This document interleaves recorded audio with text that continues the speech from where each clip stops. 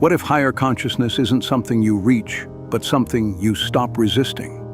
What if the reason it feels distant, mystical, abstract, almost unreachable, is because you've been trying too hard?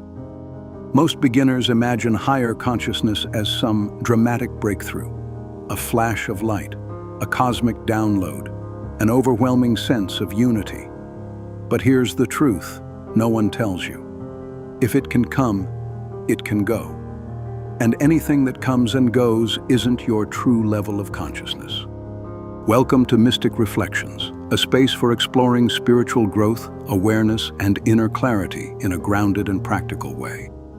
In this video, we're going to explore what higher consciousness actually is, why it's often misunderstood, and the simple steps you can take, starting today, to begin stabilizing it in your own life. No mysticism required, no belief system required, just awareness. Let's begin. What higher consciousness actually is. First, we need to clear something up. Higher consciousness is not about thinking better thoughts. It's not about being positive all the time. It's not about escaping your ego. It's not about becoming spiritually superior. Higher consciousness is simply this: an increased capacity to observe your thoughts without being controlled by them. That's it. Right now, most people are fully identified with their thinking. A thought appears, and they believe it.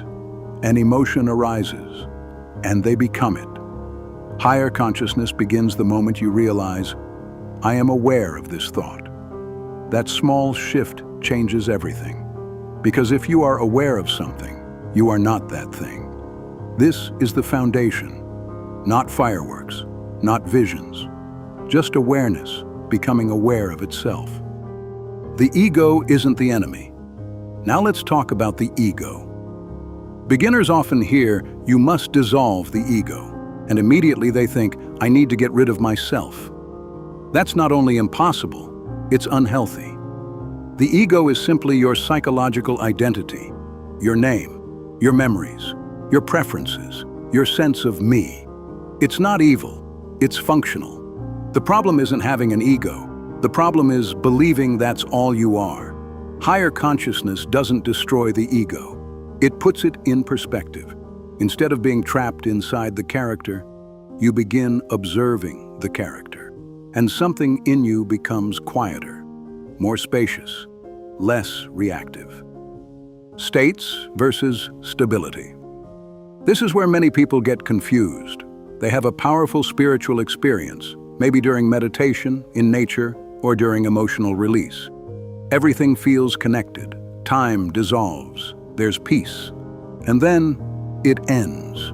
They think they lost higher consciousness. But here's what's happening. That was a state, not a level. States are temporary. Consciousness as a trait is stable. Reaching higher consciousness is not about chasing intense experiences. It's about building the ability to remain aware even when nothing special is happening, because real growth is quiet. The first practical step, self-observation. If you're a beginner, here's where you start, not with complex philosophy, with observation. For the next week, try this. Notice your thoughts without correcting them. Just notice. When irritation arises, see it.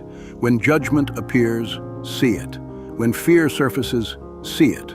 No suppression, no analysis, just awareness. At first, you'll forget constantly. That's normal. Then, something subtle happens. A gap forms between you and your reactions. That gap is higher consciousness beginning to stabilize. Emotional maturity is spiritual growth. Here's something most beginners don't expect. Higher consciousness requires emotional maturity. You cannot bypass your emotions and expect clarity. If anger controls you, awareness is limited. If fear dominates you, perception narrows. So instead of trying to rise above emotions, learn to feel them without drowning in them. Sit with discomfort. Notice the sensation in the body. Breathe through it. When you stop resisting emotion, it moves. And every time you allow a feeling without becoming it, your level of consciousness expands. Not dramatically, but deeply. Meditation without overcomplicating it. Meditation doesn't have to be elaborate. Sit down, close your eyes, focus your attention on the sensation of breathing, and allow that to be enough. When the mind wanders, and it will, gently return. That's it. You're not trying to stop thoughts. You're strengthening awareness.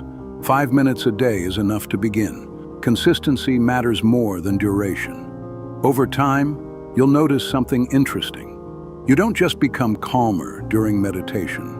You become calmer in traffic, in conversations, during stress. That's when you know it's working. Stop chasing. Start integrating. Here's the paradox. The more desperately you try to reach higher consciousness, the further it seems. Because grasping is tension, and tension clouds awareness. Instead of trying to transcend your life, be fully present in it. Wash dishes consciously. Listen without preparing your response. Walk without rushing to arrive. Higher consciousness isn't elsewhere. It's deeper attention. Here. The quiet shift. Reaching higher consciousness doesn't look dramatic. There's no blinding flash of light, no permanent halo. Life continues. Thoughts arise. Emotions move. Responsibilities remain. But something subtle changes. You're no longer completely entangled in it. There's space. And in that space, there's freedom. If this message resonates with you, consider subscribing to Mystic Reflections for more grounded explorations of awakening, awareness, and inner transformation. Not because you need more information, but because sometimes a simple reminder helps you return to what's already here. And that awareness, steady, quiet, present, is the beginning of higher consciousness.